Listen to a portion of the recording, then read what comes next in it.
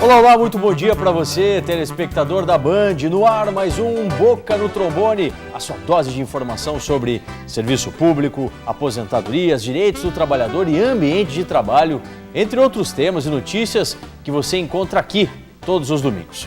Hoje temos a presença do Cinecarga. Quem representa o sindicato é o presidente Paulo Barque. Vamos falar aí sobre as multas de trânsito e outros temas. Neste domingo, teremos mais uma edição do quadro Dica Trabalhista. As informações do mundo do trabalho você confere com a doutora Letícia Prina, a nossa consultora na área trabalhista. Questões sobre aposentadorias, benefícios a receber, essas e outras dúvidas serão respondidas pelos nossos consultores na área previdenciária. Quem está com a gente é o doutor Marcelo Tassinari. Não esqueça, hoje teremos mais um Proteção da Maturidade. Afinal de contas, os idosos e deficientes físicos têm seu direito respeitado nos estacionamentos? É logo mais no Proteção da Maturidade.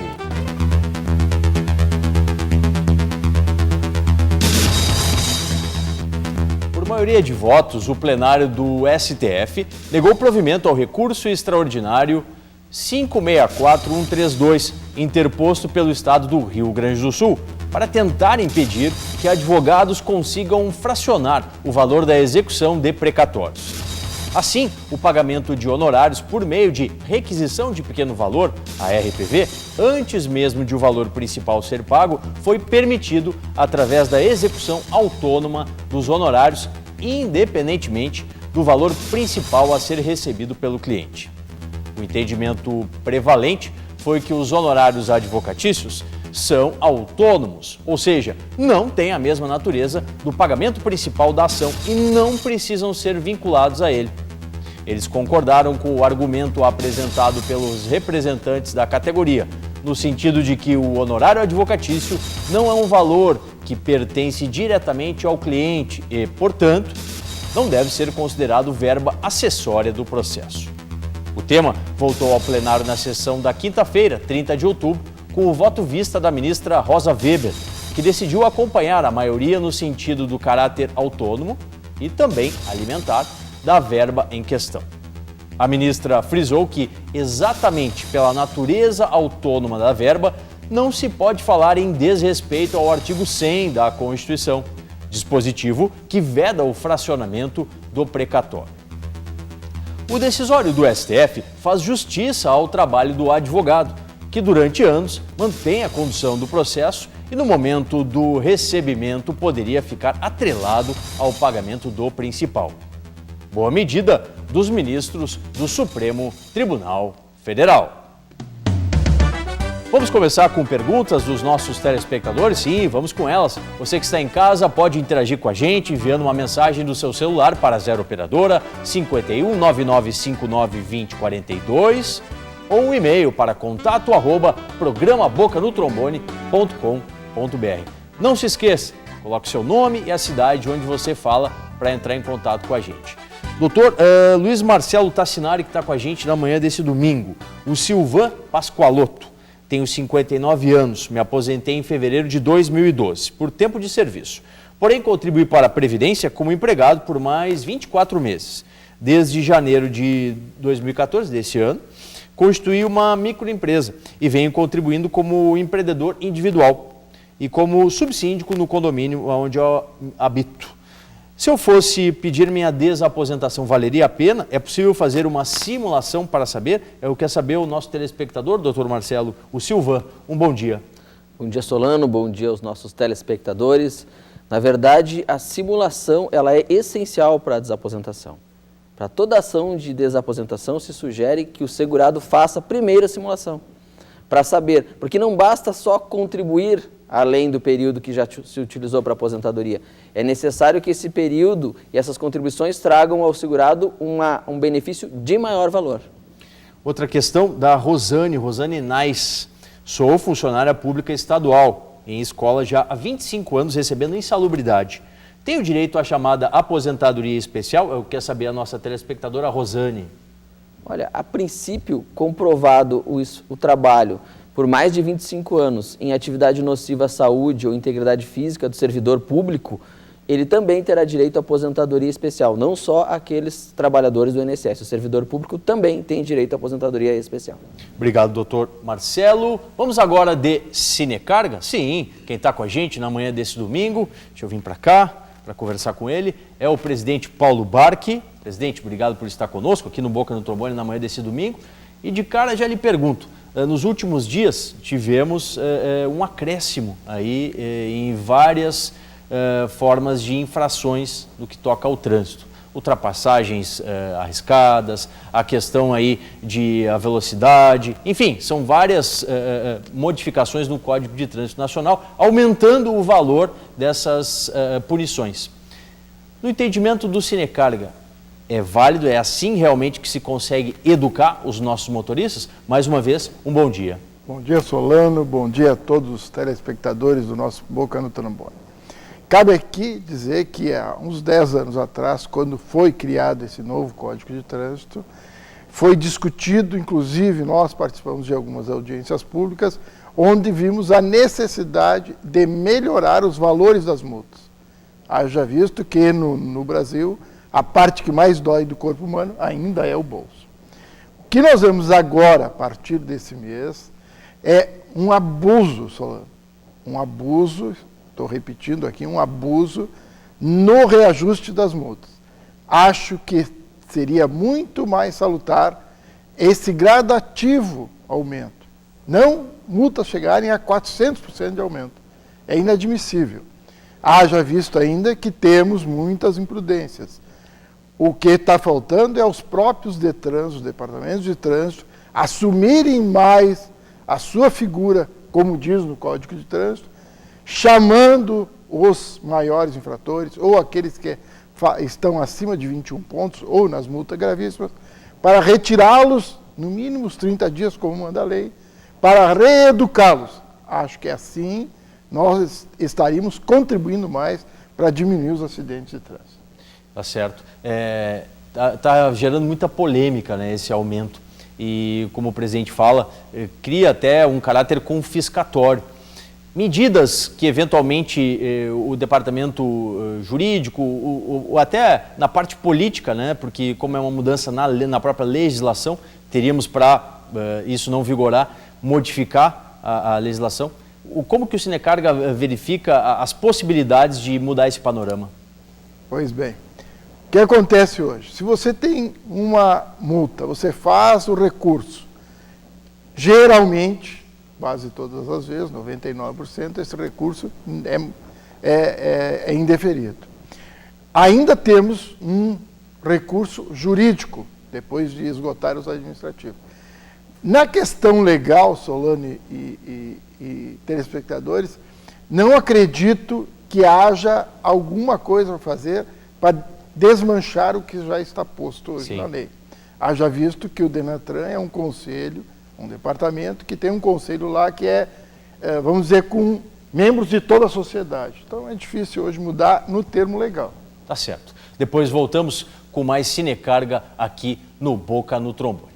Enquanto isso, voltamos a responder os questionamentos dos nossos telespectadores. Você sabe, né? Pode mandar para a gente pelos nossos canais de interatividade, o telefone 5199592042 e também por e-mail, o contato@programaBocaNoTrombone.com.br. Doutor Luiz Marcelo Tassinari, o Miguel lá de Parobé. Minha mãe recebia do INSS sempre no dia 29 de cada mês. Ela faleceu no último dia 24 de outubro. Quero saber se tem o direito de receber o pagamento esse mês quase que ficou para trás aí, o Miguel lá de Parobé, doutor Marcelo.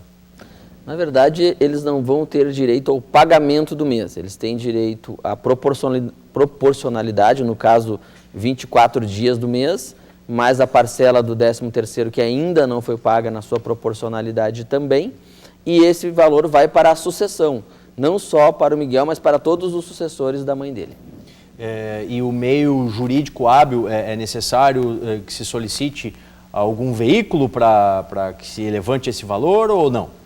O INSS, de pronto, ele não faz o pagamento para a sucessão, ele vai exigir um alvará judicial, né, que é feito junto à Justiça Estadual. Tá certo. Outra questão, doutor Marcelo, a Maria Aparecida de Macedo. Existe dentro da lei acordo entre a delegacia de ensino e o diretor da escola para que um funcionário concursado nomeado para uma função exerça outra dentro da escola? De ponto de vista legal, a única forma de uma pessoa concursada para determinado cargo ou função exercer outra função é um processo de readaptação. Não se trata aí de um acordo entre a coordenadoria e a direção da escola, mas sim um processo legal de readaptação. Muito comum isso acabar acontecendo nas escolas ou não? É muito comum, porque muitas vezes, principalmente os serviçais de escola com o avanço da idade, encontram limitações para o desempenho da sua atividade, né? Aí a medicina sugere uma readaptação para funções mais leves, mas isso tudo sem acordos, é do ponto de vista legal, é um processo administrativo de readaptação. Tá certo. Você, nosso telespectador, continua participando. Vamos a um curtíssimo intervalo aqui no Boca no Trombone. Logo mais, você confere com a gente o quadro Dica Trabalhista. Boca no Trombone, ano 25, agora aqui na Band TV.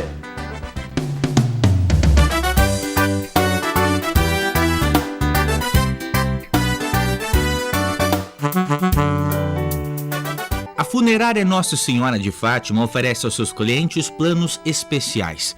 Além de atender pelo IP, usuários de outras entidades também são beneficiadas. As capelas mortuárias são gratuitas, plantão dia e noite. Funerária Nossa Senhora de Fátima, desde 1982, fazendo sua homenagem ganhar vida.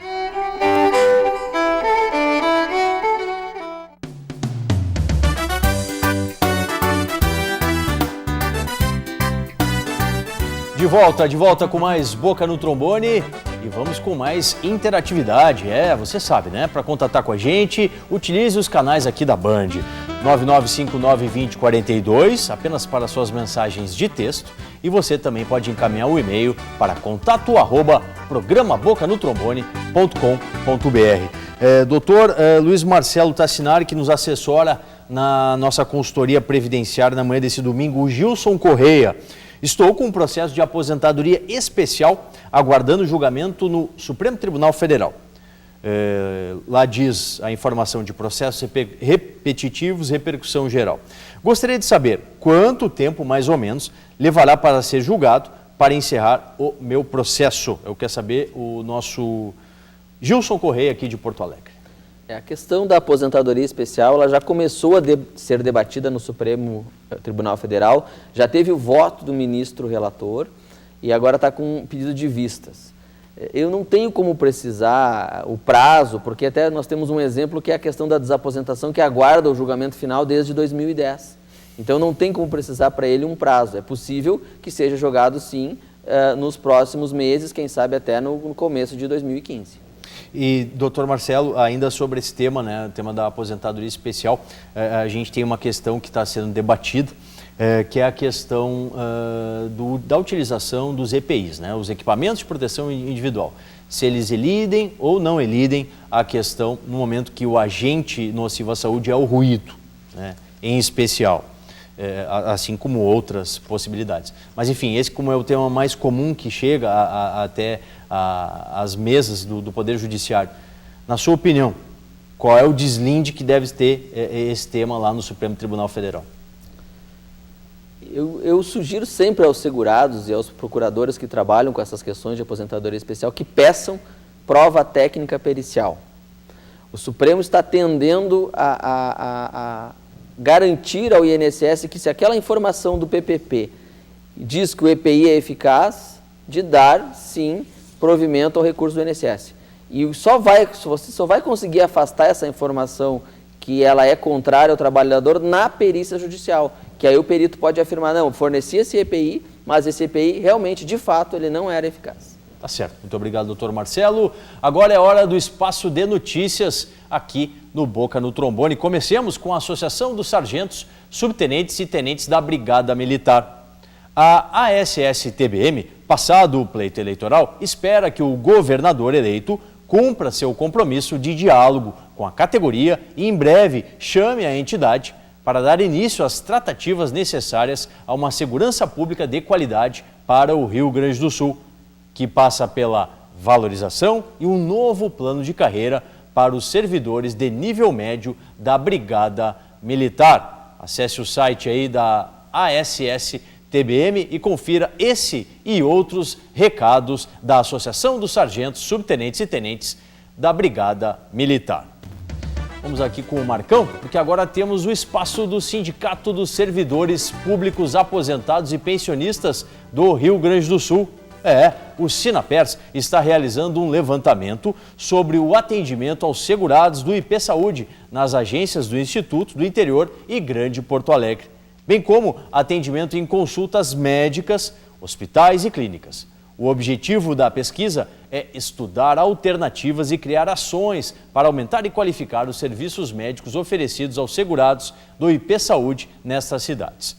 Os depoimentos, reclamações e sugestões devem ser encaminhados para o e-mail secretaria@sinapers.org.br ou pelo correio ainda, você se comunica com o sindicato pela Borges de Medeiros 410, segundo andar, no centro aqui de Porto Alegre. O telefone para contato é o 0800 724 2212. Essa foi a informação do Sinapers aqui no Boca no Trombone.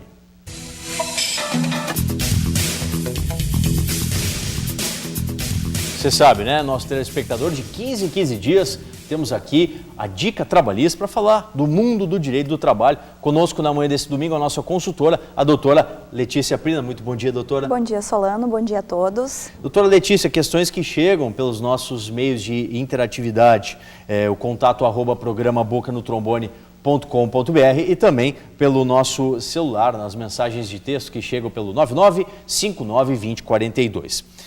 Meu nome é Francisco, trabalho num supermercado há 3 anos e meio. A empresa vem atrasando o pagamento de salários, não recebi os últimos 2 e não vem recolhendo o fundo de garantia por tempo de serviço. O que devo fazer? É o que quer saber o Francisco. Bom, o que está acontecendo aí com o Francisco é um descumprimento do contrato de trabalho, né? A obrigação patronal, o empregador ele não está cumprindo. Então, isso de forma alguma está correto e cabe também uma medida judicial, uma vez que não tem como o trabalhador não receber o salário, que tem caráter alimentar, ou seja, precisa para subsistência. Então, cabe a ele procurar um especialista na área trabalhista e ingressar via judicial com uma rescisão indireta do contrato de trabalho, que é quando o empregado põe fim ao contrato de trabalho, uma vez que o empregador está descumprindo com as obrigações do contrato. E, doutora Letícia, no caso da rescisão indireta, existe um tempo mínimo do qual o empregador ele não faça o pagamento, não faça as contribuições ao Fundo de Garantia por Tempo de Serviço, para que possibilite essa via, essa alternativa para o trabalhador ajuizar a reclamação? O quanto antes, né? Inclusive até em função dele, que já está 2 meses sem receber salário. Então, assim, havendo descumprimento das principais obrigações do contrato de trabalho, atraso de salário, falta de recolhimento fundiário, falta de fornecimento de vale-transporte, ou seja, são situações assim que colocam em risco, né, o contrato e causam uma desconformidade, né? Então, cabe o quanto antes o empregado procurar o seu direito. Perfeito. Outra questão, Marilei, venho sofrendo vários descontos no meu salário, dos quais não autorizei. O empregador pode descontar sem nenhuma autorização do trabalhador, doutora? Bom, num primeiro momento, a legislação trabalhista ela veda qualquer desconto, desde que, por exemplo, adiantamento salarial, né, que há previsão legal para isso, os descontos previstos em lei e até mesmo em norma coletiva. Ela não menciona quais são os descontos, né, mas uma vez que ela não autorizou, não está correto. Então, o empregador ele corre um grande risco de ter que devolver esses descontos para o empregado. Então, nesse caso, o mais recomendado é juntar os contra-cheques, ou seja, os elementos para que um advogado analise faça a situação. Esse estudo. Exatamente. Tá certo. Mais uma questão. Meu filho tem 15 anos e trabalha numa lavagem de carro há cerca de 1 ano e meio. Ele foi mandado embora e o patrão marcou o pagamento das rescisórias no sindicato. Eu tenho que acompanhá-lo? é um menor de idade, aí tem 15 anos. Exatamente. Tudo indica que esse menor ele teve carteira assinada, uma vez que a mãe ou o pai, né, são os responsáveis. Então, sim, deve ser acompanhado. Se ele não completou a maioridade, deve acompanhar ele sob pena de ser considerado o termo de quitação nulo, né? Uma vez que vai ser, se a mãe ou o responsável não acompanhar, vai ser dado por um menor, ou seja, não tem validade. Certo. E, doutora Letícia, nesses casos, ainda faz-se necessária a presença de um procurador, de um advogado, dando assessoria ali para a mãe, para o menor, e isso é exigido pela legislação? Depende, uma vez que está no próprio, a rescisão já está sendo agendada, né, no sindicato, o sindicato já é para fornecer esse aparato, mas isso depende da parte querer contratar, fica de livre e espontânea vontade. Tá certo. Doutora Letícia Prina, muito obrigado. Obrigada. Mais um quadro aqui, Dica Trabalhista no Boca no Trombone. Vamos fazer mais uma pequena pausa e já a gente volta com o nosso quadro Proteção da Maturidade, além de mais interatividade aqui no Boca no Trombone, ano 25, na Band TV.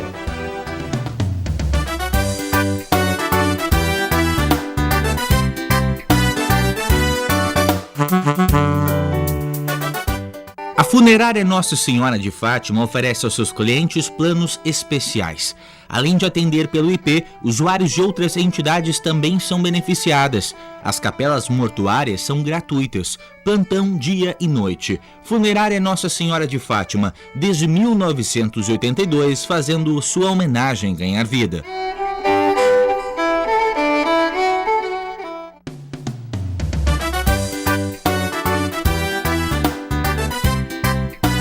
De volta com mais um bloco aqui do Boca no Trombone desse domingo. Doutor Marcelo, temos questões encaminhadas pelos nossos telespectadores. Vamos a elas aqui. O Gilson Medeiros. Sou servidor público estadual desde 1991. Tenho 48 anos de idade e 29 anos e 10 meses de tempo de serviço. Gostaria de saber quando posso me aposentar, é o que quer saber o Gilson Medeiros. Bom, o servidor público ele tem direito à aposentadoria quando ele implementar 2 requisitos. Uma idade mínima de 60 anos e um tempo de contribuição de 35 anos no caso do homem. Se ele já era servidor público antes da emenda 41, que implementou esses requisitos mínimos, ele tem direito a uma regra de transição em que a soma da idade com o tempo de contribuição, elas têm que fechar 95. No caso do nosso telespectador, ele aos 57 anos de idade, ele vai poder pedir a aposentadoria dele. Antes disso, não há condições. Não há condições. Tá certo. Outra questão, o Santiago. Tenho 50 anos de idade, 35 anos e 10 meses de contribuição. Na atual empresa, trabalho há 25 anos e recebo 30% de periculosidade. Posso pedir a aposentadoria? Ele deve entrar com pedido de aposentadoria especial.